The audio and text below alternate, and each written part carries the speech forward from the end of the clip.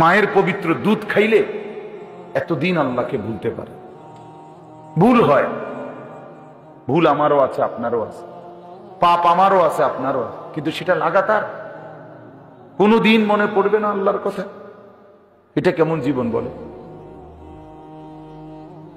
এটা কি জিন্দেগি? এটা কি ধরনের অপদার্থ? এটা কি ধরনের অসভ্য? কেমন জঙ্গলি এটা, যে কোনোদিন আল্লাহর কথা মনে পড়ে, কোনোদিন নামাজ পড়ে না। এটা কি হাইওয়া? একজন মুসলমান বুঝি এইভাবে প্রতিদিন মিথ্যা বলে? একজন মুসলমান বুঝি প্রতিদিন ওজনে কম দেয়, প্রতিদিন মানুষকে ঠকায়? এটা কথা হইল মিয়া? একজন মুসলমান তার ঘরে বুঝি প্রত্যেক দিন 20 বছর 10 বছর প্রতিদিন বুঝি রঙিন টেলিভিশন, নাচ গান চলবে? কোনদিন বুঝি একটা মানুষ একটাবার ভাববে না যে এটা গুনাহ, এটা পাপ, এটা ছেড়ে দেওয়া দরকার? এ কি কারো ভাবনা আসলো না? বুড়া মিয়ারও না, জোয়ান মিয়ারও না? বলেন এটা কি জিন্দিগি হলো? 45, 46, 47, 48, 49, 50 এই 6টি আয়াত আমি এই মাত্র পড়লাম। বাস্তবতা হলো, আসলে মাওলানা মুহাম্মদ যিনি এতক্ষণ পর্যন্ত আপনাদের সামনে কথা বললেন, এই মাওলানা আমার অনেক মহব্বতের। খুব বেশি যে কয়েকজন নওজোয়ান আলেমকে আমি খুব বেশি মহব্বত করি, এর মধ্যে সে একজন।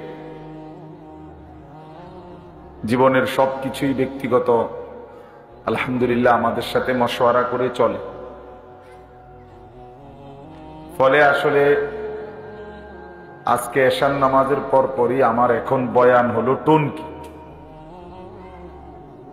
তো মাগরিবের নামাজের পরে আমি তার এই মাদ্রাসায় অনেক দিন যাবত বলে আমি আসার সুযোগ পাই নাই।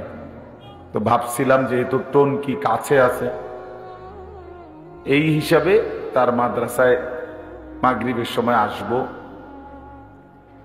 তো আমারও ভাবনা ছিল যে মাদ্রাসায় হয়তো ছোটখাটো কোনো দোয়ার মজলিস হবে কিছু মানুষের। কিন্তু আজকে আমাদের গ্রামের বাড়ি হচ্ছে নাঙ্গলকুটজার উপজেলা, কুমিল্লার একবারে ওইদিকে শেষ, নোয়াখালীর কাছে। ওইখানে আমাদের বাবা চাচা সবার অনেকগুলো জমির দলিল আজকে হওয়ার কথা হইছে। আমরা 8 ভাই বোন, আমার আম্মা সবাই গেছি। তারিখ ছিল আগামীকাল মঙ্গলবার নির্ধারিত, কিন্তু ওই যে রেজিস্ট্রি অফিসের যারা সাহেব কয়, মানে যিনি রেজিস্ট্রি করেন অফিসার, ওই বেচারার আগামীকাল থাকবে না, যার কারণে আজকে ইমার্জেন্সি আবার ডেট বদলাইয়া আজকে যাইতে হয়েছে। এখন উনি থাকবে না হিসাবে অনেক দলিল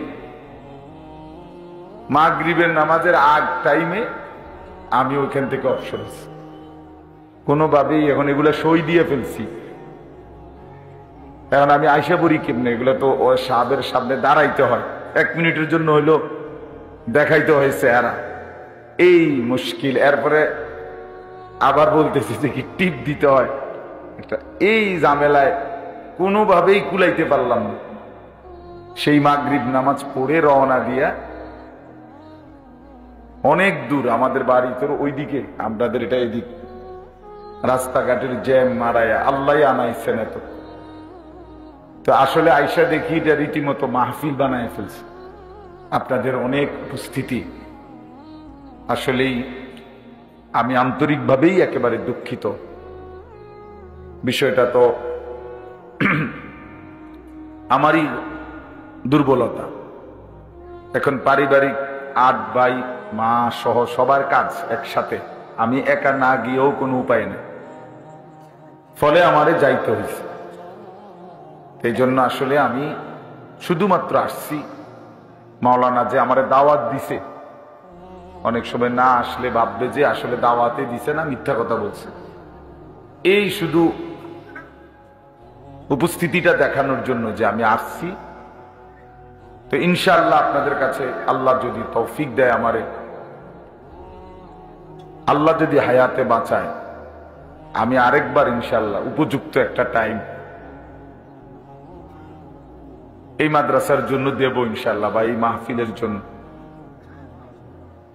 আল্লাহ যদি তৌফিক দেয় হায়াতে বাঁচি ইনশাআল্লাহ। তো এই হিসাবে আমি শুধু উপস্থিত হইলাম।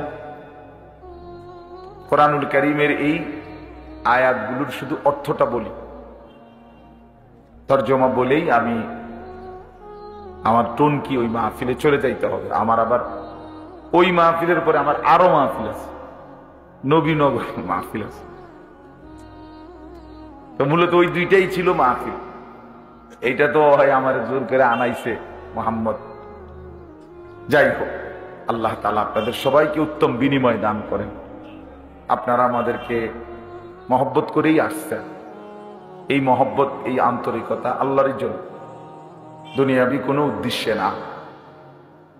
তো রাসূলুল্লাহ সাল্লাল্লাহু আলাইহি ওয়াসাল্লাম বলছেন, দুই ব্যক্তি যদি পরস্পর একে অপরকে আল্লাহর জন্য ভালোবাসে, আল্লাহর জন্য একত্রিত হয়, আল্লাহর জন্য আলাদা হয়, রাসূলুল্লাহ সাল্লাল্লাহু আলাইহি ওয়াসাল্লামের ওয়াদা যে আল্লাহ তাআলা ওই দুই ব্যক্তিকে আল্লাহ পাকের আরশের নিচে হাসরের ময়দানে ছায়া দান করবেন। সুবহানাল্লাহ। এজন্য এক মুমিন আরেক মুমিনকে আল্লাহর জন্য ভালোবাসা, এটা অনেক বড় নিয়ামত। আমার ভাই অল্প একটু সময়, এই সর্বোচ্চ 15 মিনিট আমি তরজমাটা শোনান। এখন এখানে বৈশা যারা বুট খাইতেছেন, বৈশা বৈশা মোবাইল টিপতেছেন, এই অসভ্যতা ছাড়বেন কোন দিন? আসলে এতটুকু আকল দেমাগ হবে কোন দিন যে আল্লাহর কথা শুনতে মনোযোগ দিতে হয়, আল্লাহর কথা দিল দিয়ে শুনতে হয়। এতটুকু আকল দেমাগ যদি না হয় একজন মুসলমান, তার কোন দিন হবে, আর কখন হবে? আসলে রীতিমতো আমার কাছে আশ্চর্য লাগে একজন মুসলমানের সন্তান এতটুকু বুঝলো না যে আমার আল্লাহর কথা আমি একটু দরদ দিয়ে শোনা দরকার। এই জন্য এই 15 মিনিটের জন্য আপনাদের কাছে আমার অনুরোধ, ছেলেরা তোমরা প্রত্যেকের হাতের মোবাইলগুলো নামায় ফেলো। একটা মোবাইলও আর আলগি দিবেন, একজনও না। যাদের হাতে ধরা মোবাইল এগুলো নামাইয়া সবাই আমার দিকে তাকাইয়া এই 15 মিনিট শুধু এই 6টা আয়াতের তর্জমা শুনি। অনেক ভালো হয়। আমি আসলেই ছেড়ে দেব। আমি তো আমারই ভুল স্বীকার করলাম, কিন্তু আমার এটা পারিবারিক। জোহরের আগে আমারে বলছে ছেড়ে দিবে, আমি গিয়ে পড়ছি 11:30 বাজে। কিন্তু ওই যে বললাম দলিলের চাপ ছিল খুব বেশি, ওই বেটা অফিসার বেটার মর্জি মতো বসে কথা কয়, কারণ আমার তো এর কিছু করার নেই। এই জন্য আপনারা যারা বসছেন, ছেলেরা তোমরা যারা বসছো ভাই, মোবাইলটা নামায় ফেল। আল্লাহর ওয়াস্তে মোবাইলটা বন্ধ কইরা কোরআনুল কারীমের এই তরজমাটা আমরা একটু শুনি। এতে আল্লাহ তাআলা আমাদেরকে বরকত দিবে, আল্লাহ আমাদেরকে কবুল করে। আসলে ভাই আন্তরিকতা না থাকলে পরিবর্তন হয় না। আয়োজন হইতে পারে, বলতে পারি আমরা, কিন্তু শুনবার যদি আগ্রহ না থাকে, নিজের ভিতরে যদি সামান্য মানসিকতা না থাকে, কোনোদিন পরিবর্তন হবে না। 60 বছর বয়সে অনেকের হারাম রোজগার, হারাম উপার্জন ছোটে না, কারণ আসলে তার ভিতরে পরিবর্তনের কোনো মানসিকতাই নেই। উনি বিষয়টারে কিছু মনেই করেন।